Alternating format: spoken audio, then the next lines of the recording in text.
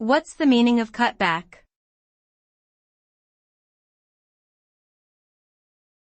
Cutback.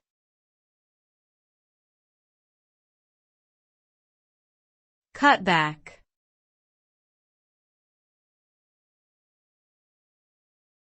Cutback.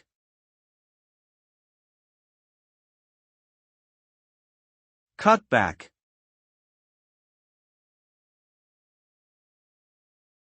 Cutback means a reduction or decrease in something, especially in the amount of money spent or the number of employees working. The result of a cutback can be both positive and negative. On the positive side, it can lead to increased efficiency, cost savings, and improved profitability, which are essential for the long-term viability of a business.